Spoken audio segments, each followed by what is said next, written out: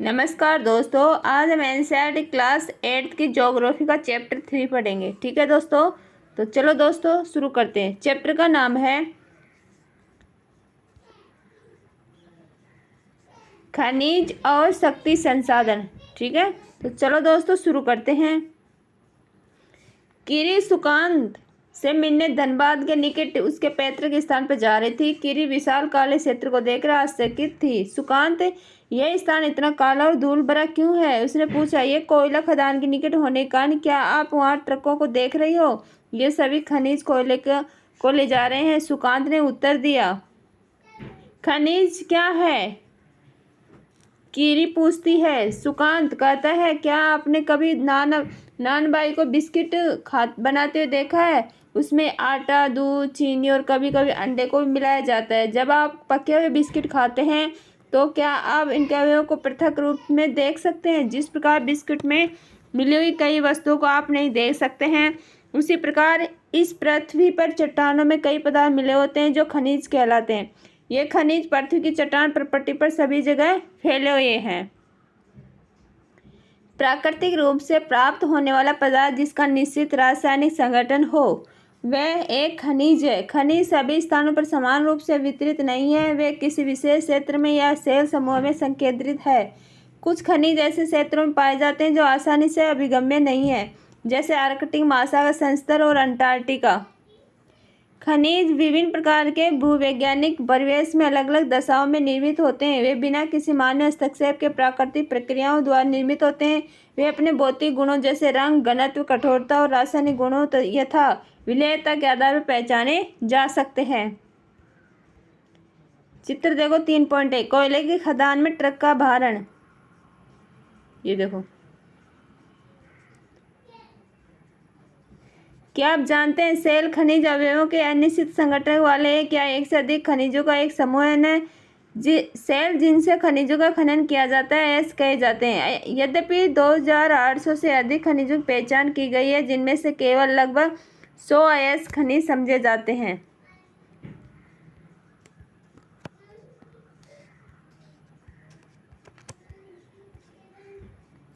क्या आप जानते हैं आपके भोजन में नमक और आपकी पेंसिल में ग्रेफाइट भी खनिज है?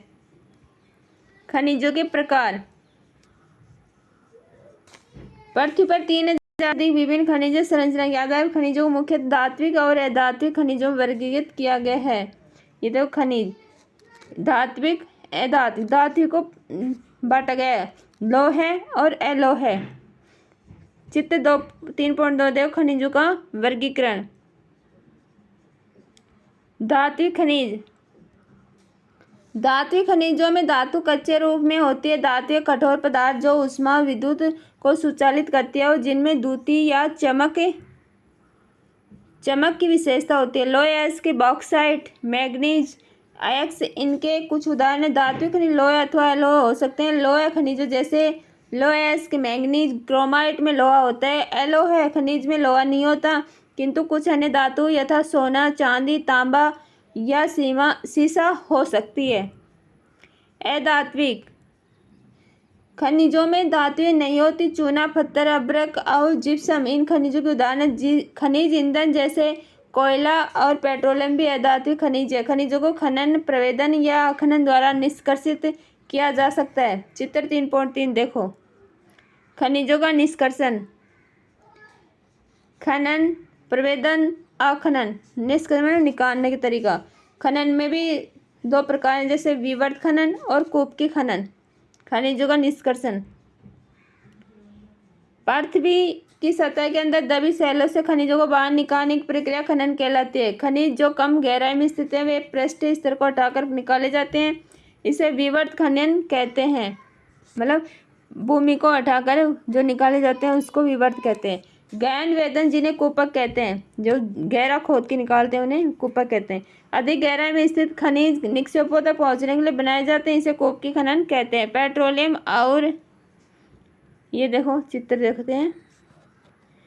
चित्र 3.4 देखो। अपतट तेल का प्रवेदन, खनिज और शक्ति संसाधन।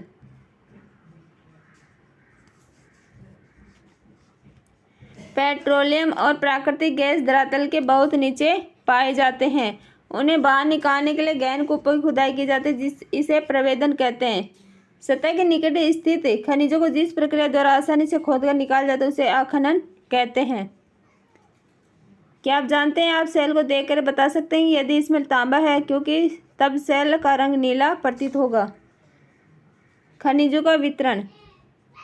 खनिज विभिन्न प्रकार के सेलों में पाए जाते हैं। कुछ आग्नेय सेलों में पाए जाते हैं, कुछ कांतीय सेलों में, जबकि अन्य अवसाद सेलों में पाए जाते हैं। धात्विक खनिज आग्नेय और कांतीय सेल समूह जिनसे विशाल पठारों का निर्माण होता है में पाए जाते हैं। उत्तरी स्वीडन में लोयस के ऑन्टेरियो कनाडा में तांबा और निकेल के निक्षेप, दक्षिण अफ्रीका में लोहा, निकेल, क्रोमाइट, प्लेटिनम आग्नेय और कांतीय सेलों में पाए जाने वाले खनिजों के उदाहरण मैदानों, नवीन वलित पर्वतों के अवसादी सेल समूह में अधात्विक खनिज जैसे चूना पत्थर पाए जाते हैं। फ्रांस के कॉकेसस प्रदेश के चूना पत्थर निक्षेप, जॉर्जिया और यूक्रेन के मैंगनीज निक्षेप और अल्जीरिया के फास्फेट संस्था इसके कुछ उदाहरण हैं। खनिज ईंधन जैसे कोयला और पेट्रोलियम भी अवसाद स्तर में पाए जाते हैं। ये देखो, विश्व लोहे तांबे बॉक्साइट का वितरण। जैसे जो ये संकेत दे रखा है उसमें लोहा होगा, जिसमें ये स्टार टाइप का होगा उसमें तांबा, और जिसमें ये देखा है उसमें बॉक्साइट। ठीक है, तो ये देखो लोहा कहाँ का है, ये लोहा है, ये लोहा है, लोहा मिक्स में बॉक्साइट, ये बॉक्साइट, ये बॉक्साइट, ये लोहा, ये तांबा, लोहा, तांबा। ठीक है, और इसमें बॉक्साइट और लोहा, इसमें तांबा, ये लोहा और बॉक्साइट, लोहा, बॉक्साइट, इसमें लोहा बॉक्साइट, ये बॉक्साइट, लोहा बॉक्साइट, लोहा बॉक्साइट, ये लोहा बॉक्साइट। ठीक है, ये तांबा है।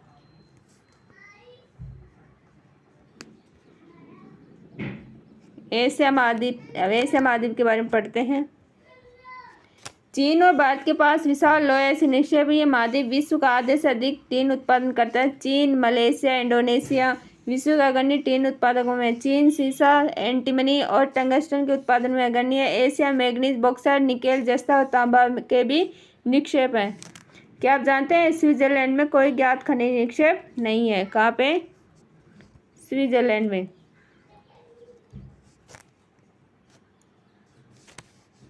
यूरोप विश्व में लोहे अयस्क का अग्रणी उत्पादक है। किसका? लोहे अयस्क में। रूस, यूक्रेन, स्वीडन और फ्रांस लोहे अयस्क के विशाल निक्षेप वाले देश है। तांबा, सीसा, जस्ता, मैग्नीज और निकेल खनिजों के निक्षेप पूर्वी यूरोपीय रूस में पाए जाते हैं। उत्तर अमेरिका में खनिज निक्षेप 3 क्षेत्रों में अवस्थित। ग्रेट लेक के उत्तर में कनाडियन शील्ड प्रदेश, अपलेशियन प्रदेश और पश्चिम की पर्वत श्रृंखला लोहे अयस्क, निकेल, सोना, यूरेनियम और तांबा का खनन कनाडियन शील्ड प्रदेश में और कोयले का अपलेशियन प्रदेश में होता है। पश्चिमी कार्डिलेरा में तांबा, सीसा, जस्ता, सोना और चांदी के विशाल निक्षेप हैं। विश्व खनिज तेल और कोयले का वितरण। जिस तरह से उसमें तांबा, बॉक्साइट और लोहा दे रखा था, इस तरह इसमें कोयला और खनिज तेल के संकेत दे रखे हैं। जिसमें ये चिन्ह है, उसमें जहाँ जहाँ ये चिन्ह है वहाँ कोयला है, और ये है ये खनिज तेल है। तो देखो ये कोयला मिक्स में है, सिंगल कहीं नहीं है, सब जगह कोयला और खनिज तेल साथ में दिखा रखे हैं। देखो कोयला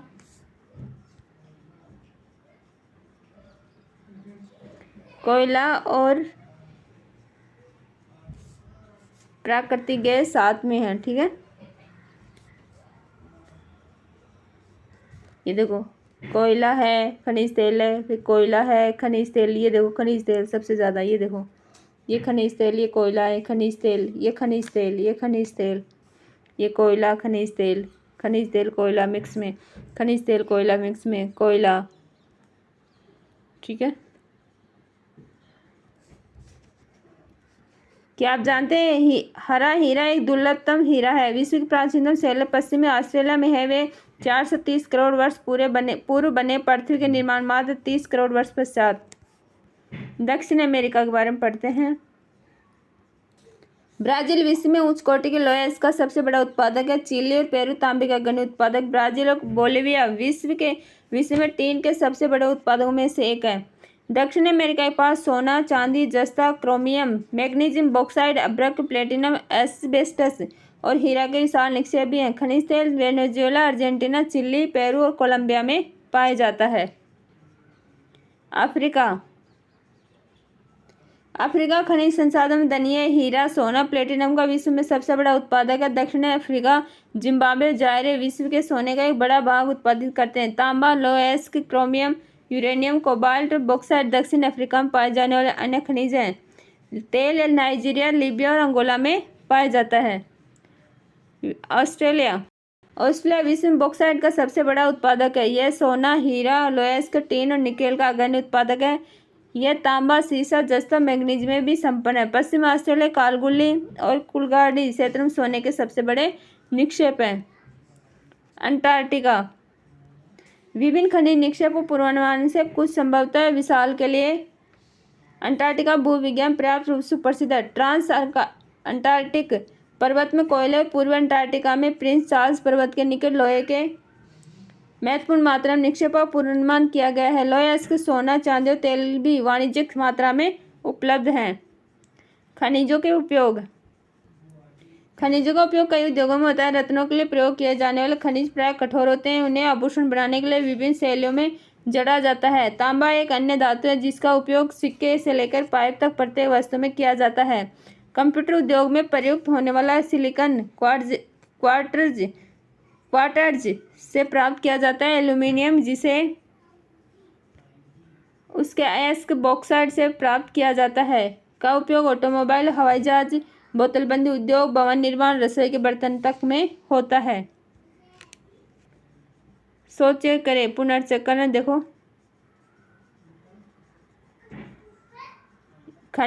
ये खनिज है, ठीक है। इसका कम प्रयोग हुआ, फिर प्रयोग करके पुनर्चक्रण, फिर पुनः प्रयोग। मतलब एक खनिज का एक रूप से दूसरा रूप से तीसरा रूप, फिर लास्ट में उसी रूप में आ जाना, ये पुनर्चक्रण कहलाता है। खनिजों का संरक्षण। खनिज अनवीनीकरणीय संसाधन। खनिजों के निर्माण संचयन में हजारों वर्ष लगते हैं। मानव उपभोग की दर की तुलना में निर्माण की दर बहुत धीमी है। खनन की प्रक्रिया में बर्बादी को घटाना आवश्यक है। धातुओं का पुनर्चक्रण एक अन्य तरीका है जिससे खनिज संसाधनों को संरक्षित किया जा सकता है। शक्ति संसाधन।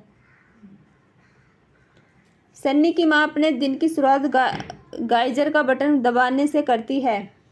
वह सन्नी को जगाने से पहले उसके विद्यालय की वर्दी पर इस्त्री करती है। इसके बाद वह उनके लिए ब्लेंडर में एक गिलास संतरे का जूस तैयार करने के लिए रसोई घर में तेजी से पहुंचती है। सन्नी, क्या आपने स्नान कर लिया? आओ और अपना नाश्ता करो। सन्नी के लिए गैस स्टोव पर नाश्ता बनाते हुए माँ ने पुकारती है। माँ पुकारती है। विद्यालय जाते समय सन्नी बत्तियों पंखों के बटन बंद करना भूल जाता है। माँ उन बटनों को बंद करते समय सोचती है कि शहरों में जीवन आरामदायक प्रतीत होता है, लेकिन विद्युत उपकरणों गैजेट जो सभी बिजली की खपत करते हैं पर अधिक से अधिक निर्भरता मांग और पूर्ति के बीच विशाल अंतर पैदा करती है। विज्ञान और प्रौद्योगिकी के नए प्रचलन से जीवन शैली में बहुत तेजी से परिवर्तन आ रहे हैं। शक्ति अथवा ऊर्जा हमारे जीवन में बहुत महत्वपूर्ण भूमिका निभाते हैं। हमें उद्योग, कृषि, परिवहन, संचार, प्रतिरक्षा के लिए भी शक्ति की आवश्यकता होती है। ऊर्जा संसाधनों को विस्तृत रूप से परंपरागत और गैर परंपरागत संसाधनों में वर्गीकृत किया जा सकता है। परंपरागत स्रोत। ऊर्जा के परंपरागत स्रोत वे हैं जो लंबे समय से सामान्य उपयोग में लाए जा रहे हैं। ईंधन और जीवाश्म ईंधन परंपरागत ऊर्जा के दो मुख्य स्रोत हैं। ईंधन, इसका उपयोग पकाने और ऊष्मा प्राप्त करने के लिए व्यापक रूप से होता है। हमारे देश में ग्रामीणों द्वारा उपयोग की गई 50% से अधिक ऊर्जा ईंधन से प्राप्त होती है। ये देखो खनिज तेल और प्राकृतिक गैस, इसके लाभ और हानि देखते हैं। खनिज तेल के लाभ क्या है? आसानी से परिवहनीय, टैंकरों द्वारा आसानी से परिवहन किया जा सकता है। पेट्रो रसायन उद्योग का आधार है, ठीक है। और प्राकृतिक गैस का लाभ क्या है? आसानी से परिवहनीय, पाइपलाइन द्वारा परिवहन किया जा सकता है। तेल और कोयले से अधिक स्वच्छ और तेल से सस्ता। लेकिन हानि क्या है इन दोनों का? तेल अधिक प्लावन एवं गैस रिसाव के कारण ऑक्सीजन का अवशय होता है। निर्मुक्त प्रदूषण के कारण अम्ल वर्षा के रूप में इसका हानि होता है। नए ईंधन का अन्वेषण आसान नहीं है। ऊर्जा के परंपरागत स्रोत।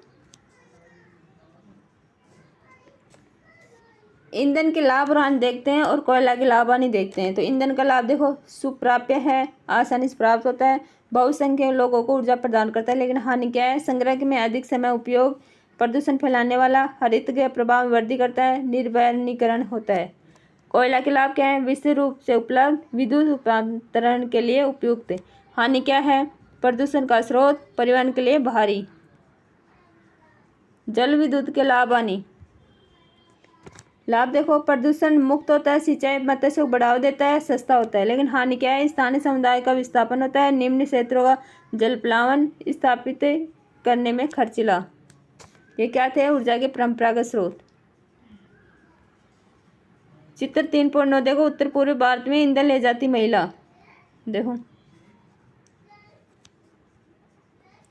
पौधों जानवरों के अवशेष जो लाखों वर्षों तक धरती के अंदर दबे रहते हैं, ताप और दाब के प्रवाह से जीवाश्म ईंधनों में परिवर्तन हो गए। जीवाश्म ईंधन जैसे कोयला, पेट्रोलियम, प्राकृतिक गैस परंपरागत ऊर्जा के मुख्य स्रोत हैं। इन खनिजों के भंडार सीमित है। विश्व की बढ़ती जनसंख्या जिस दर से इसका उपयोग कर रही है वह इनके निर्माण की दर से कहीं अधिक है, इसलिए ये शीघ्र ही समाप्त होने वाले हैं। कोयला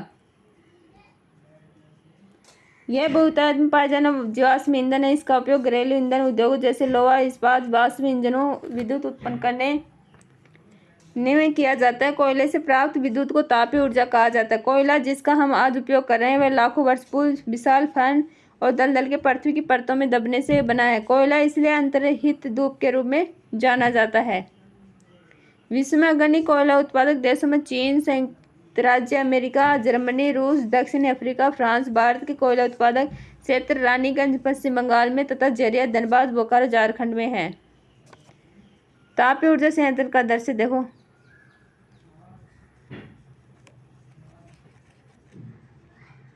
पेट्रोलियम,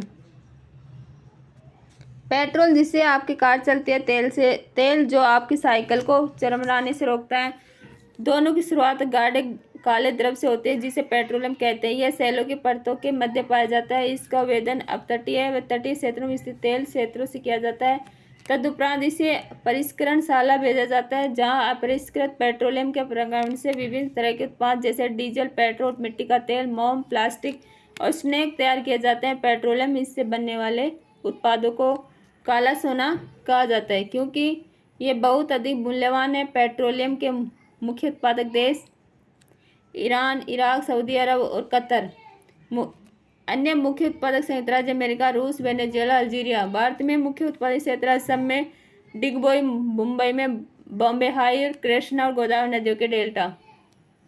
प्राकृतिक गैस, प्राकृतिक गैस पेट्रोलियम निक्षेपों के साथ पाई जाती है और तब निर्मुक्त होती है जब अपरिष्कृत तेल को धरातल पर लाया जाता है। इसका प्रयोग घरेलू वाणिज्यिक ईंधनों के रूप में किया जा सकता है। प्राकृतिक गैस एक महत्वपूर्ण स्वच्छ ऊर्जा संसाधन है जिसके विविध उपयोग हैं।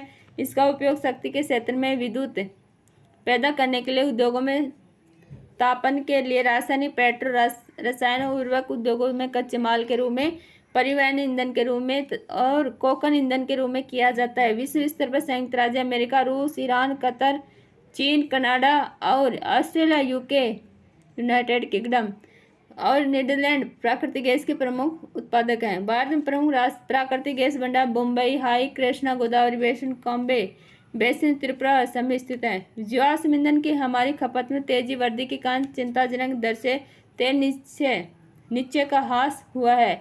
इन ईंधनों के जलने से निकलने वाले विषैले प्रदूषक भी चिंता का विषय है। प्राकृतिक गैस प्रचुर मात्रा में और सबसे स्वच्छ जलने वाले हाइड्रोकार्बन जो विद्युत पैदा करने के लिए जलाए जाने पर लगभग कार्बन डाइऑक्साइड का आधा, कोयले के वायु प्रदूषण का 10वां हिस्सा पैदा करती है। प्राकृतिक गैस ऊर्जा के नवीनीकरण या गैर परंपरागत स्रोतों को जीवाश्म ईंधन के स्वच्छ विकल्प के रूप में समर्थन देने में मदद कर सकती है। प्राकृतिक गैस के उपयोग से जीवाश्म ईंधन से स्वच्छ ऊर्जा स्रोतों तक जाने की यात्रा को पार करने में मदद मिल सकती है। क्या आप जानते हैं संपीड़न प्राकृतिक गैस सीएनजी एक प्रचलित पर्यावरण हितैषी ऑटोमोबाइल ईंधन है क्योंकि यह पेट्रोलियम डीजल की तुलना में कम प्रदूषण करती है। चित्र 3.12 सलल जल विद्युत परियोजना जम्मू और कश्मीर। अब पढ़ते हैं जल विद्युत के बारे में। बांधों में वर्षा जल अथवा नदी जल ऊंचाई से गिराने के लिए संग्रहित किया जाता है। बांध के अंदर से पाइपलाइन के द्वारा बहता जल बांध के नीचे स्थित टरबाइन के ऊपर गिरता है। घूमते हुए ब्लेड जनरेटर को विद्युत के लिए घुमाते हैं। यह जल विद्युत कहलाती है। विद्युत उत्पन्न करने के बाद जो जल बहता है उसका उपयोग कृषि में किया जाता है। विश्व की ऊर्जा का 1/4 हिस्सा जल विद्युत से उत्पन्न होता है। विश्व में जल विद्युत के अग्रणी उत्पादक देश पैराग्वे, नॉर्वे, ब्राजील और चीन हैं। भारत में कुछ महत्वपूर्ण जल विद्युत केंद्र बांकड़ा, नांगल, गांधी सागर बांध, नागार्जुन सागर, दामोदर नदी घाट परियोजनाएं हैं। क्या आप जानते हैं विश्व का पहला जल विद्युत उत्पन्न करने वाला देश नॉर्वे था? कौन? नॉर्वे। ये देखो जल विद्युत कैसे होता है। जैसे जल भंडार है, जल एक जगह कर लेते हैं, फिर यहाँ पे बांध बना दिया जाता है और बांध के नीचे जनरेटर लगा दिया जाता है, ठीक है। और ये ऊपर से ऐसे पानी गिरता है, ठीक है। और ये पानी गिरता है तो ये टरबाइन घूमता है तो इस तरह से विद्युत उत्पन्न होती है और ये पानी नीचे चलता रहता है। ये टरबाइन घूमता है नीचे, ठीक है। ये जनरेटर है। ऊर्जा के गैर परंपरागत स्रोत। जीवाश्म ईंधनों के बढ़ते उपयोग से ऊर्जा और गैर परंपरागत स्रोत का अभाव उत्पन्न हो रहा है। ऐसा अनुमान किया जाता है कि यदि वर्तमान दर से इसका उपभोग लगातार होता रहा तो इन ईंधनों के भंडार समाप्त हो जाएंगे। इसके अतिरिक्त इनका उपयोग पर्यावरण प्रदूषण भी पैदा करता है। इसलिए गैर परंपरागत स्रोत जैसे ऊर्जा, सौर ऊर्जा, पवन ऊर्जा, ज्वारीय ऊर्जा जो किरणें के उपभोग की आवश्यकता है। सौर ऊर्जा। सूर्य की उष्मा प्रकाश ऊर्जा हमारे द्वारा प्रतिदिन अनुभव की जा सकती है। सूर्य से प्राप्त सौर ऊर्जा सौर सेलों में विद्युत उत्पन्न करने के लिए प्रयोग की जा सकती है। इनमें से कई सेलों को सौर पैनलों से तापन और प्रकाश के लिए शक्ति उत्पन्न करने के लिए जोड़ा जाता है। धूप की प्रचुरता वाले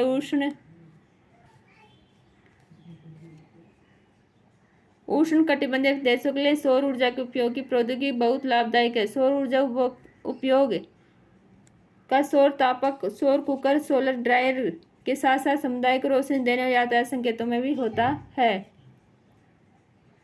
ये देखो गैर परंपरागत देखते हैं। पवन ऊर्जा के लाभ हानि देखते हैं। लाभ देखते हैं। प्रदूषण मुक्त है। एक बार स्थापित हो जाने पर विद्युत उत्पादन की कम लागत है, सुरक्षित और साफ है। हानि क्या है? ध्वनि प्रदूषण करता है। पवन चक्कियों को स्थापित करना महंगा होता है। रेडियो और दूरदर्शन के प्रसारण संकेतों में व्यवधान है। पक्षियों के लिए हानिकारक है क्योंकि इसके ऐसे ऐसे होता है, ऐसे पंख होते हैं, ऐसे जब ये चलता है तो पक्षी आसपास उड़ेंगे तो वो कट के मर सकते हैं। सौर ऊर्जा के लाभ हानि। लाभ क्या है? समाप्य और प्रदूषण मुक्त है। हानि क्या है? खर्चीला है, स्रोत के विस्तृत होने से ऊर्जा बर्बादी है। ज्वारीय ऊर्जा के लाभ हानि। प्रदूषण मुक्त है, समाप्य है, लेकिन हानि क्या है? वन्य जीव आवास का नष्ट होना, दोहन में कठिनाई। ऊर्जा के गैर परंपरागत स्रोत। ऊर्जा के गैर परंपरागत स्रोत। परमाणु ऊर्जा के लाभ हानि, इसके भी देखते हैं। लाभ क्या? बड़ी मात्रा में ऊर्जा उत्पन्न होता है, लेकिन हानि क्या है? रेडियो एक्टिव पदार्थ को उत्पन्न करता है और खर्चीला है। और बायोगैस के लाभ हानि। लाभ क्या है? कम लागत, उपयोग में आसान, जैव व्यर्थ का उपयोग और बायोगैस का उत्पादन। हानि क्या है? हरित गृह प्रभाव का कारण। भूतापीय ऊर्जा के लाभ हानि। स्वच्छ पर्यावरण हितैषी व हर समय उपलब्ध होता है। हानि क्या है? शहर से बहुत दूर अवस्थित होने का विद्युत वहन करना खर्चीला होता है। ये क्या थे? ऊर्जा के गैर परंपरागत स्रोत। पवन ऊर्जा। पवन ऊर्जा का एक समाप्त स्रोत। पवन चक्कियों का उपयोग अनाजों को पीसने और जल निकालने के लिए चिरकाल से चला रहा है। वर्तमान पवन चक्कियों में तीव्र गति से चलती हवाएं पवन चक्की घुमाती है जो विद्युत उत्पादन करने के लिए जनरेटर से जुड़ी होती हैं। पवन चक्कियों के समूह से युक्त पवन फार्म तटीय क्षेत्रों, पवन घाटियों में जहाँ प्रबल और लगातार हवाएं चलती है वहाँ स्थित है। पवन farm Netherlands, Germany, Denmark, UK, United Kingdom, USA तथा स्पेन में पाए जाते हैं जो पवन ऊर्जा उत्पादन में उल्लेखनीय है। ये देखो सौर ऊर्जा प्राप्त करने के लिए सौर पैनल, ये देखो।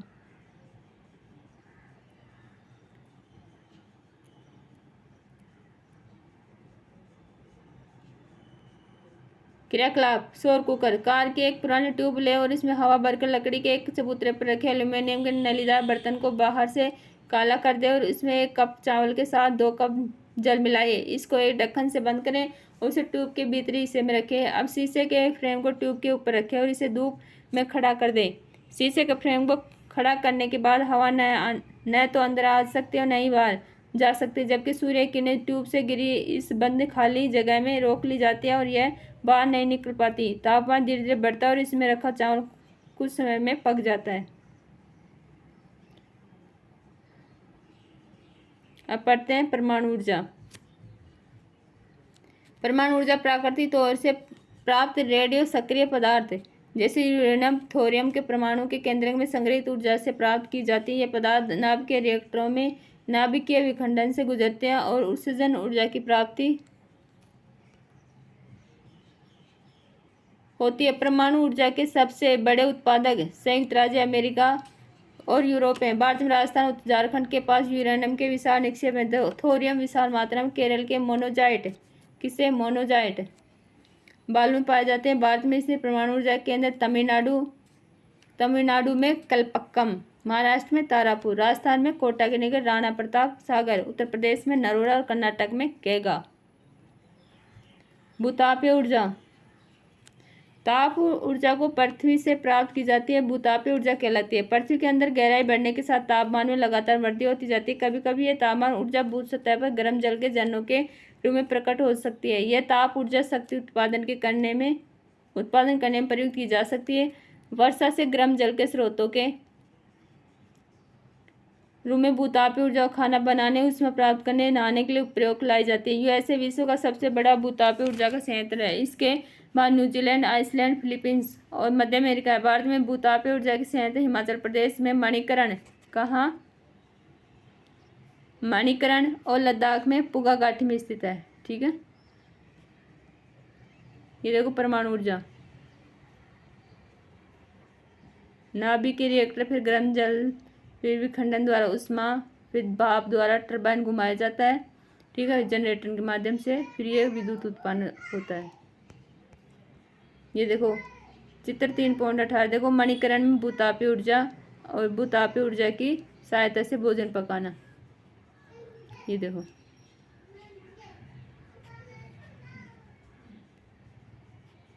भूतापीय ऊर्जा, प्राकृतिक दरार, ये प्राकृतिक दरार है, इसमें से भाप निकलती है, फिर ये कुओं के माध्यम से जल निकाला जाता है, फिर ऊपर से टरबाइन घुमाया जाता है जनरेटर के माध्यम से और गर्म जल के माध्यम से ऊर्जा प्राप्त की जाती है। ज्वारीय ऊर्जा, ज्वार से उत्पन्न ऊर्जा को ज्वारीय ऊर्जा कहते हैं। इस ऊर्जा का विदोहन समुद्र के संकरे मुहाने में बांध के निर्माण से किया जाता है। उस ज्वार के समय ज्वार की ऊर्जा का उपयोग बांध में स्थापित टरबाइन को घुमाने के लिए किया जाता है। रूस, फ्रांस, भारत में कच्छ की खाड़ी में विशाल ज्वारीय मिल के क्षेत्र हैं।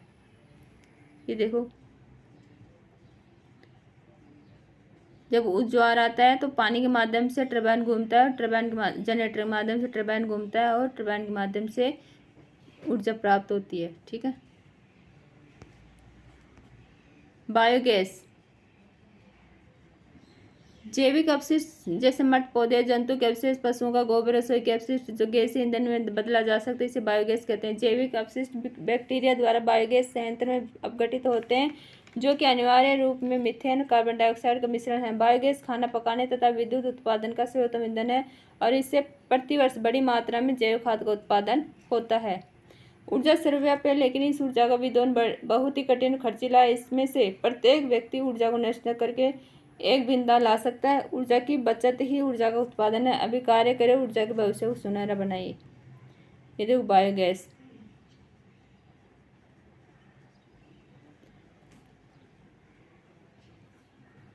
तो चलो दोस्तों अपना चैप्टर कंप्लीट हुआ, इसके क्वेश्चन आंसर भी देख लेते हैं।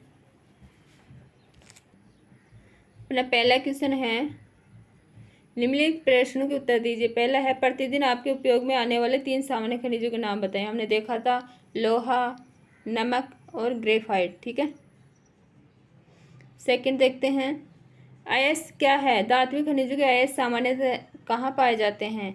जिन सेलों से खनिजों का खनन किया जाता है वे सेल अयस्क कहलाती हैं। धात्विक खनिजों के अयस्क सामान्यतः अग्नि और कांति सेलों में पाए जाते हैं। नेक्स्ट है, प्राकृतिक गैस संसाधनों में संपन्न 2 प्रदेशों का नाम बताइए। हमने देखा था जैसलमेर, राजस्थान का जैसलमेर और महाराष्ट्र का मुंबई। नेक्स्ट है, निम्न के लिए आप ऊर्जा के किन स्रोतों का सुझाव देंगे? तो निम्न के लिए एक तो बायोगैस और ज्वारीय ऊर्जा, पवन ऊर्जा। ठीक है,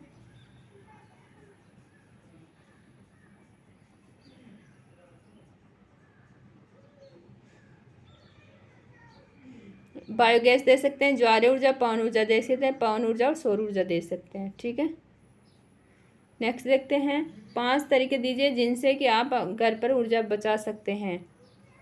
जिस तरह से बिजली उपकरणों को आवश्यकता न होने पर बंद कर देना चाहिए, सब्जी प्रेशर कुकर में पकाना चाहिए, CFL बल्ब ट्यूब का प्रयोग करना चाहिए, खिड़कियों को खुली रखकर प्राकृतिक हवा प्रकाश को अधिकतम प्रयोग करना चाहिए, गैस जलाने से पहले सब्जियां काट कर धोकर तैयार करना चाहिए। ठीक है, नेक्स्ट देखते हैं, सेकंड क्वेश्चन है अपना, सही उत्तर को चिन्हित कीजिए। ठीक है, तो पहला है, निम्नलिखित में से कौन सी एक खनिजों की विशेषता नहीं है?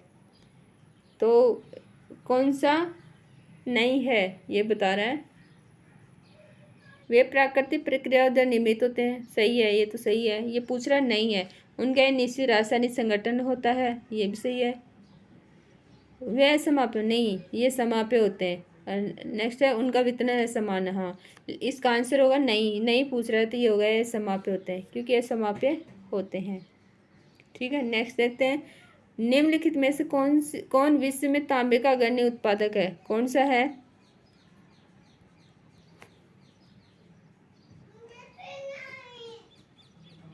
होगा चिल्ली, चिल्ली में देखा था ना तांबे का अग्रणी उत्पादक। ठीक है, नेक्स्ट देखते हैं, निम्नलिखित प्रक्रिया में कौन सी आपके रसोई घर में द्रवित पेट्रोलियम गैस LPG को संरक्षित नहीं करेगी? कौन सी नहीं करेगी? पकाने से पहले दाल को कुछ समय के लिए भिगोना, ये तो बचाने में हेल्प करेगी। प्रेशर कुकर में खाना पकाना, ये भी करेगी। पकाने के लिए गैस जलाने से कुछ सब्जी काट लेना, ये भी करेगी। लेकिन खुली कढ़ाई में कम ज्वाला पर ये इससे संरक्षित नहीं होगी, वेस्टेज होगी। ठीक है, तो इसका आंसर ये होगा। नेक्स्ट देखते हैं, थर्ड क्वेश्चन, कारण बताइए। पहला है, बड़े बांधों के निर्माण के पूर्व पर्यावरणीय पहलुओं को ध्यानपूर्वक देखना चाहिए।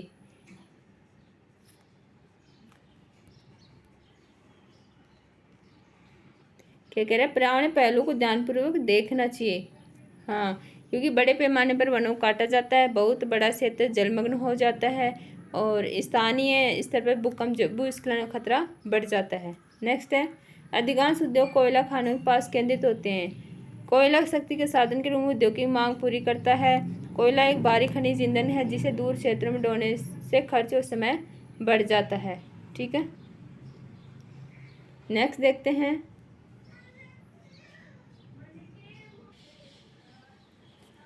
कोयला शक्ति के साधन के रूप में उद्योगों की मांग पूरी करता है। कोयला एक भारी खनिज ईंधन है जिसे दूर क्षेत्रों में ढोने में खर्च और समय बढ़ जाता है। नेक्स्ट है, पेट्रोलियम को काला सोना कहा जाता है।